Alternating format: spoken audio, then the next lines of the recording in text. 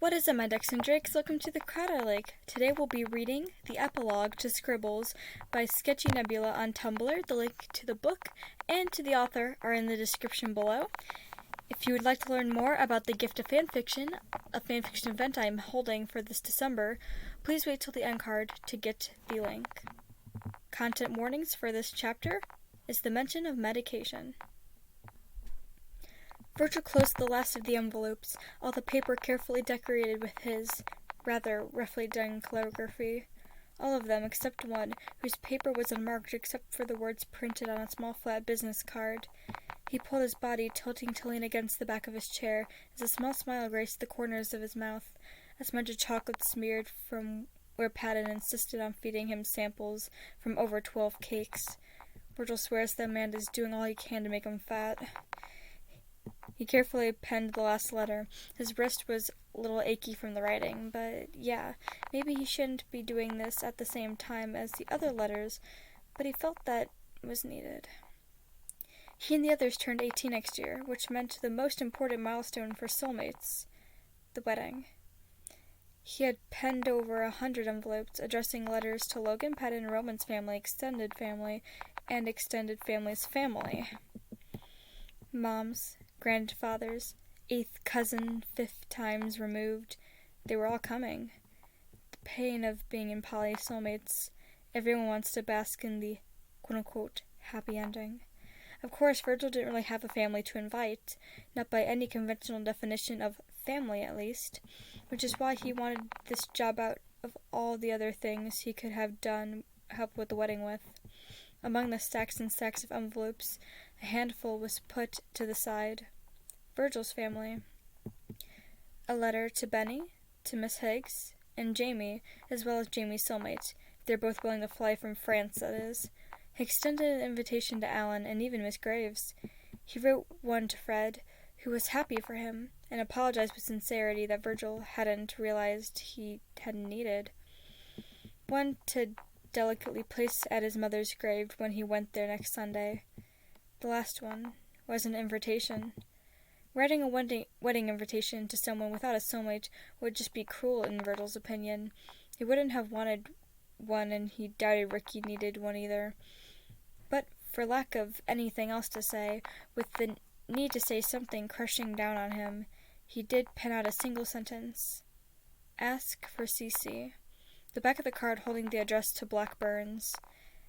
Virgil placed the card gently in the envelope, his hands steady and firm as he closed it. This would be the first letter sent. He stood smiling, twirling his pen in his hand, and pulled open the door to see the chaos waiting for him. Roman on the phone yelling about the flowers weren't red enough. Logan at the table poring over the cost of all this, while Patton was lying on the floor, having tried so many cake samples that altogether had probably added up to a full-size cake. Logan looked up to hearing him enter the room, a helpless smile gracing his lips as he shrugged, and Virgil laughed. "Oh, the first copy of your book arrived," Logan said, gesturing to the mailing envelope sitting on the table. Virgil's heart was steady in his throat, his body moving a little faster than necessary to get a hold of the folder. He picked it up, hand automatically going to rip off the top, only to hesitate. "Logan, we're adding premium rosins. I cannot deal with this," Roman yelled, hanging up on whoever was on the other line. Logan sighed, turning to face the other. "Do we really need all the decorations to be so Of course we do! This is our special night. I will not have anything ruining it." Virgil smiled, as Logan turned back to him, rolling his eyes. "Did you take your medicine?" Logan asked. "Of course, it's been helping a lot," Virgil said. Logan smiled, nodding his head. "The dose is working?" he asked, and Virgil nodded back. "I think we got it this time," he said, and Logan gave him an awkward thumbs up as Virgil moved back, taking his mail, placing Ricky's letter on the out-mail bowl as he entered his office. The weight of the book in his hand as he sat back down, spinning in the chair as he stared at the blank ink of the envelope. The weight in his hands was surreal, and Virgil wished, not for the first time, that he had the ability to go back in time. To grip first grade Virgil by the shoulders and yell at him, "You're still here, and believe me, it is worth it."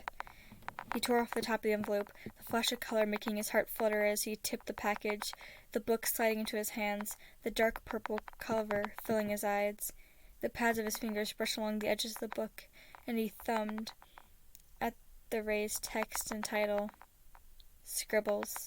An autobiography.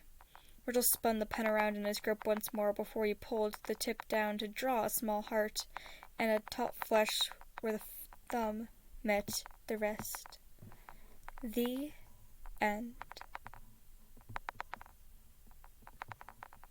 Thank you so much for listening. I know what you're thinking. This chapter was literally only 5 minutes long, but I didn't feel it was necessary to add it to the end of the last episode. And I'm like, you know what? This should be its own thing. No matter how short it is, this should be its own thing. This is the best AU I have ever read entirely.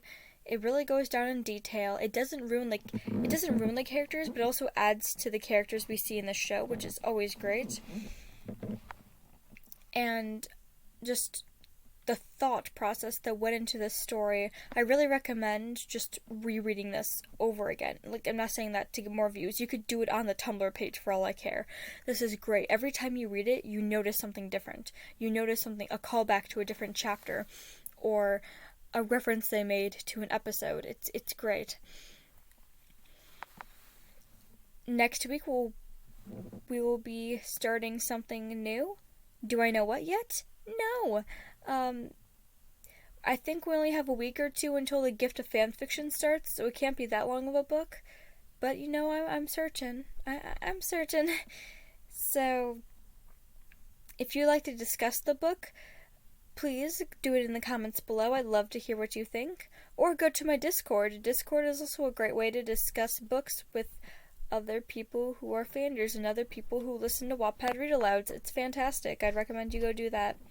Speaking of a Gift of Fanfiction, you should participate in that too. It is a December event I am holding where you write a Sandersides one-shot following the prompt that is given in the description of my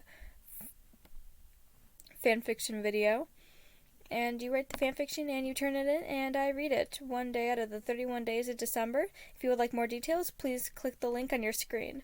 My socials are in the description below, and please remember to stay safe, rest up, and do your best.